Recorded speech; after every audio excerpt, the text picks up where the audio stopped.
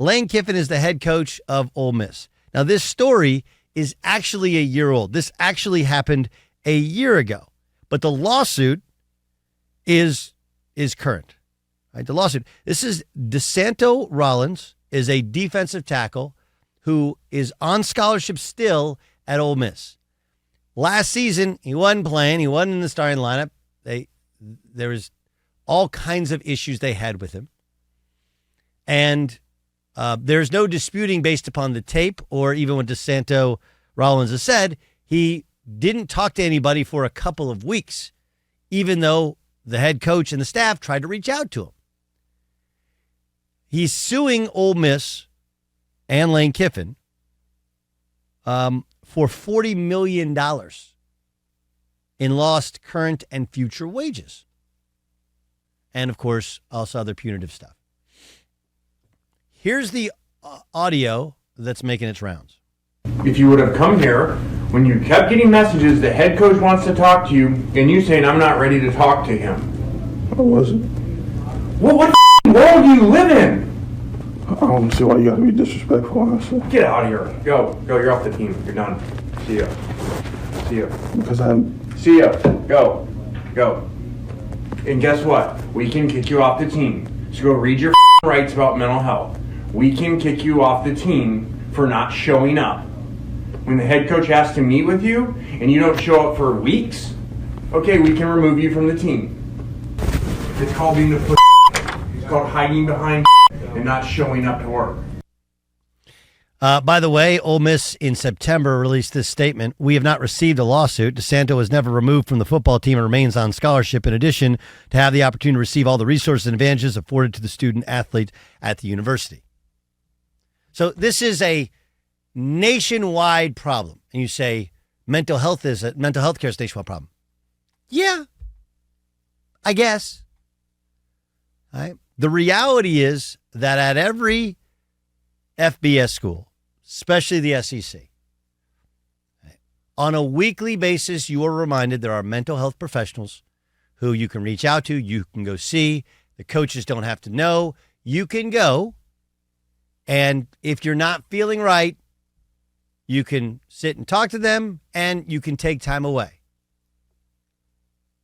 And I understand that there's the machismo of, like, I was an athlete, and there's a balance between, are you sad and somewhat sports depressed because you're not playing and you don't like your school? Or are you going through actual depression? Right? Actual depression. I'm just going to speak from the heart here. I went through actual depression a couple times in my life, notably during my first year at Notre Dame. And yeah, I reacted very, very poorly to that. Very poorly to it. Actual depression.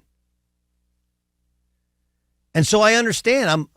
It's reasonable. But what's happened is, and we talked about this with what's the gymnast who she's going back for, Simone Biles, where Simone Biles, didn't perform in the Olympics because she was having the twisties, which is like having the yips, only it's a bit more dangerous when you're jumping up in the air as a gymnast. And so, she essentially took somebody's spot when she got there and she couldn't perform except for, I think, in one discipline. Now she's trying to get back on next year's Olympic team, and because she's so decorated and so talented, she'll probably make it.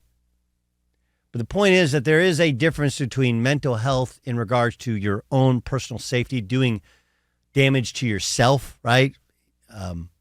And having the twisties or being down because you're not playing in your sport, or you think your coach doesn't like you, or you don't fit the scheme, or you're not as good as you thought. Right? There's a difference between being down and being clinically depressed. And I'm not one to make that judgment. I'm guessing Lane Kiffin's not the one to make that judgment. But the problem is that what are we to do if you're a boss, if you're a coach, and somebody refuses to communicate? And just so we're clear, if you read more about this is not like an isolated incident where all of a sudden he felt depressed, removed himself from the team, they couldn't contact him, right? That's not how it worked. You're going to see people go, well, if you're kicking him off the team, he's getting fired. And no. He still gets all the benefits. They're just like, hey, man, you don't practice, you can't play. Matter of fact, can't even practice if you don't practice. But we're not going to remove you off scholarship. You're not going to stop getting your stipend. You're not going to stop getting what's called your Alston money, which is like $6,500 in addition to what you're making. It's a great deal. Now, do you want to be that guy who's collecting all those checks and not working? No. And not honing your craft and trying to be a pro? No. And oh yeah, by the way, you can go to the transfer portal. He did not. But you have to find a balance between being empathetic, sympathetic, and realistic in that, hey, in the real world, everybody wants, we talked about this last week, everybody wants to be a pro. I want to be a pro. We want them to be employees. We want them to be professionals. Like, okay, those people can be fired.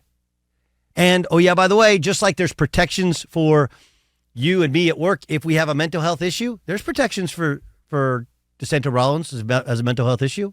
Not taking away his scholarship. No different than me and you.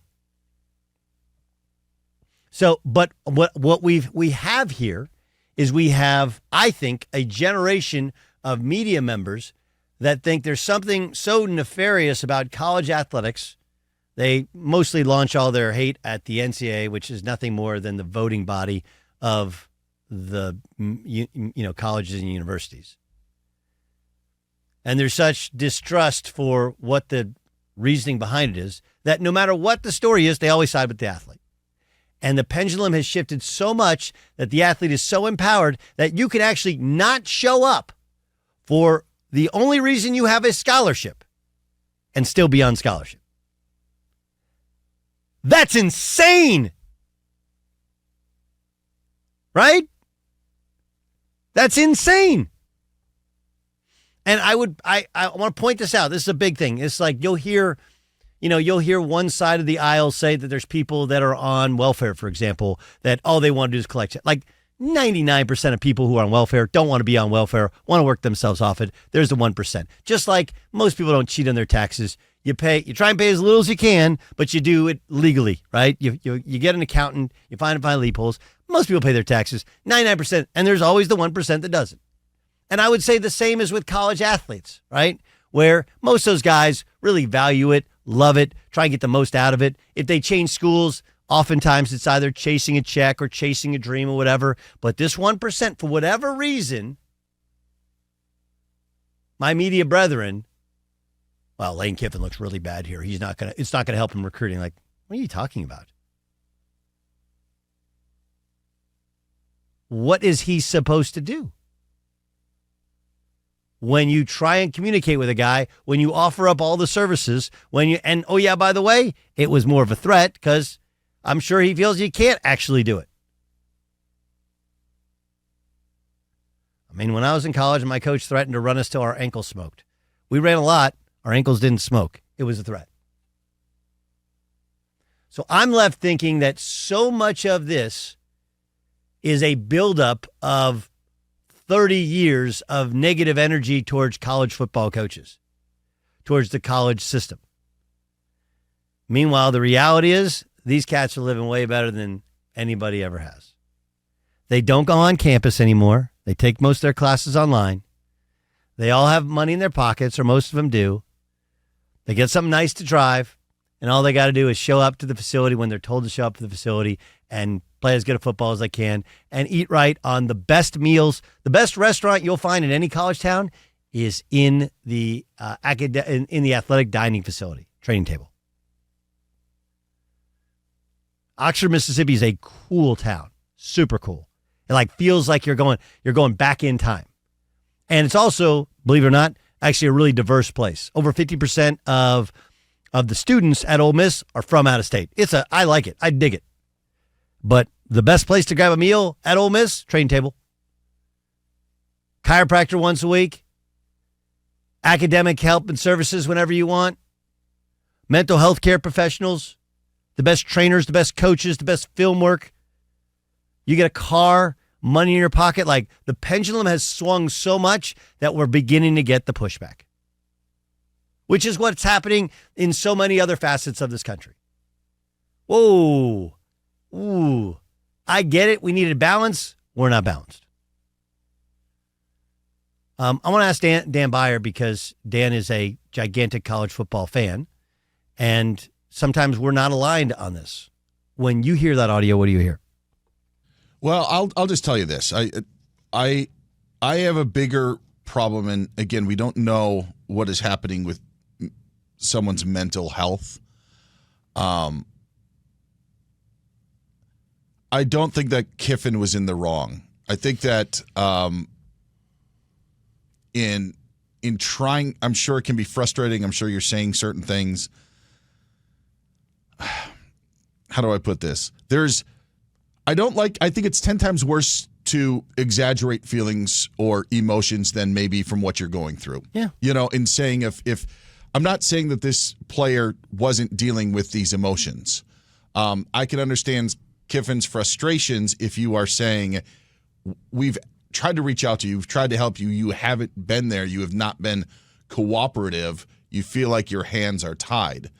And so, I hate to say it, my honest emotions are I hope this kid's all right, but I also don't want him making stuff up for anything because I think that hurts everybody else who's dealing with the mental problems. And just so you know, you're seeing college basketball players' waivers get approved or denied. I would say 90%, and you need a waiver for the second transfer. Okay? For the second transfer. You can transfer, go in the transfer portal, transfer, play right away. You don't need a waiver. But within those, if you haven't earned your college degree, if you transfer a second time, the new rule this year is you got to get a waiver. And almost all of them are going mental health care. And most of the pushback you'll see from the NCAA, which is a relation to the school, is like, that's fine. Show me where you got the help and said you had a problem when you're actually on the campus. Right? When you're actually on the campus. It doesn't mean you had to go through treatment and get medicated. Just like, show me the place where you said you had a mental health issue. And just like you said, it's like what this ends up doing when people claim mental health issues is it greatly diminishes those who really need the help. It's the made-up rape victim. That's why I had such a problem with the John Morant situation, because I just felt it was a box they wanted to check. Yeah. And I can understand Kiffin's frustration in that scenario in trying to reach out and trying to provide the help that they can provide and it not being accepted. Jay Stu? Oh, man, there's so much here. But the one thing I do want to talk about is this, and this is why I think you've already addressed this, but the tone in Lane Kiffin's voice, this is so out of context. And I think it was reported that he was recorded without knowing and all that stuff. But the problem that Lane Kiffin's going to have in this is the way he spoke. It's not what he said, and it's not that he didn't have a right to let the kid go off the team or threaten to kick the kid off the team. I think it was just the tone in which he's using. That's going to be used against Kiffin here, and the way he's speaking to him, not necessarily what he has to say, but just the raised voice and that he's just berating some kid, and there's no context here, and that could be the problem. Yeah, he's suing for racial discrimination as part of Kiffin and Ole Miss, discrimination on the basis of disability or perceived disability on the part of Kiffin and Ole Miss, sexual discrimination on the part of Ole Miss, intentional infliction of emotional distress on the part of Kiffin, and negligence and gross negligence on the part of Kiffin and Ole Miss. Again, it's really, really hard for people to take you seriously if you don't step up and say, I'm having a mental health issue and I need help, and you're going to see a mental health professional.